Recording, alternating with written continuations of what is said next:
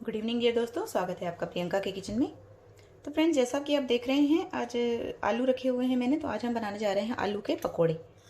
तो आलू के पकोड़े के लिए मैंने 2 आलू लिए हैं। तो सबसे पहले इन आलूओं को काट कर तैयार कर लेते हैं। इनका छिलका उतार कर इन्हें तैयार कर लेते हैं और बनाते हैं आलू के पकोड़े। तो आलू को मैंने छील लिया है। अब हम इसके पतले पतले स्लाइस कर लेंगे। तो मैं इसे हाथों की हेल्प से कर रही हूँ। अगर आपके पास कद्दूकस है तो आप उससे भी कर सकते हैं, लेकिन मैं इसे हाथों से कर रही हूँ इस तरह से।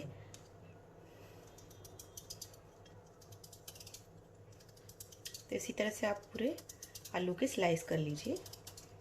आप इस तरह से रख कर करते हैं तो आप रख कर कट करिए। मैं इसी तरह से हाथ से करती हूँ। इस तरह के इतने आपको थिक स्लाइसेस बना लेने हैं। और अगर ये आलू हमारा छोटा है तो इसकी स्लाइसेस हम यहाँ से ना करके यहाँ से करेंगे, तो इसके भी हमारे स्लाइसेस बड़े बड़े हो जाएंगे। ये देखिए इस तरह से। तो ये देखिए इस तरह से स्लाइसेस आप पूरे तैयार कर लीजिए। तो आलू के स्लाइसेस हमारे तैयार हो चुके हैं। ये देखिए, अब इनको जब तक हम बेसन का घोल तैयार करेंगे तब तक हम इसे पानी में डाल देते हैं, नहीं तो ये काले हो जाएंगे। तो इन्हें पानी में इस तरह से डाल दीजिए। और अब हम बेसन का घोल तैयार करते हैं। एक कटोरी बेसन ले लीजिए, घर की कोई नॉर्मल कटोरी ले लीजिए। अब इसमें डालेंगे हम नमक, 1 छोटी चम्मच लाल मिर्च पाउडर और हल्दी पाउडर। अब इसका एक बैटर तैयार करेंगे। इसमें पानी डालकर, बैटर न ज़्यादा थिक होना चाहिए और न ज़्यादा थिन होना चाहिए। तो थोड़ा थोड़ा करके पानी डालें।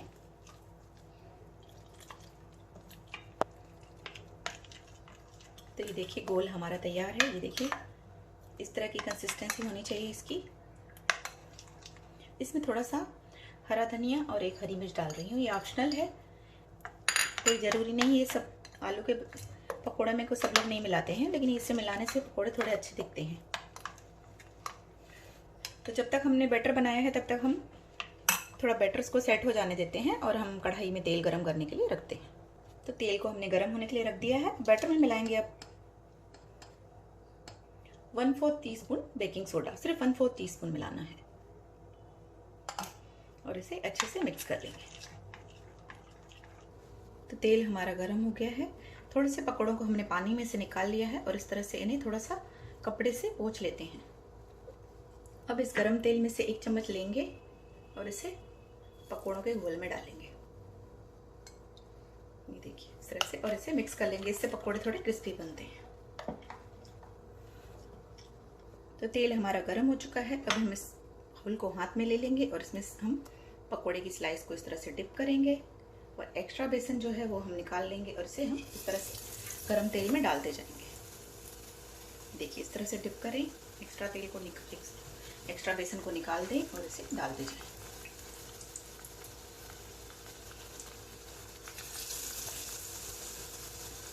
गैस का फ्लेम अभी हाई है।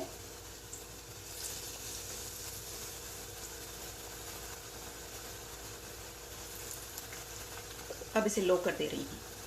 तो अभी मैंने गैस का फ्लेम लो कर दिया है। अब इसे इस तरह से टर्न कर दीजिए।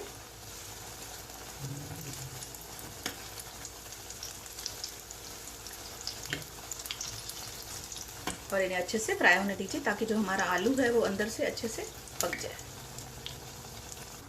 इन्हें आगे पीछे करके अच्छे से फ्राई कर लीजिए। तो पकोड़े हमारे फ्राई हो चुके हैं। ये देखिए अच्छा सा कलर आ चुका है पकोड़ों में। ये देखिए, तो इन्हें हम निकाल लेते हैं।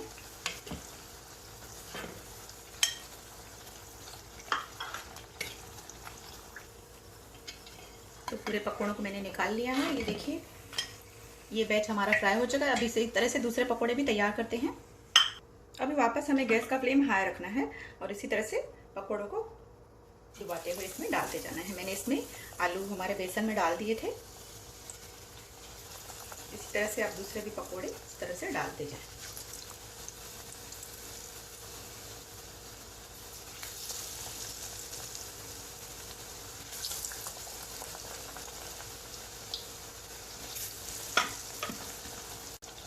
अब इसे टर्न कर देंगे ध्यान रहे पकौड़ा डालते समय गैस का फ्लेम हाई होना चाहिए।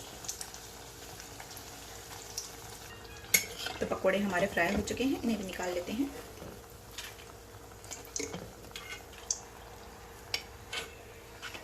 तो ये देखिए आलू के पकौड़े तैयार हो चुके हैं। तो गर्मा गर्म आलू के पकौड़ों को मैंने पुदीने की चटनी के साथ सर्व कर दिया है। ये देखिए कितने बढ़िया बने हैं, कितने क्रिस्पी बने हैं। तो इसी तरह से बनाइए आप भी आलू के पकौड़े।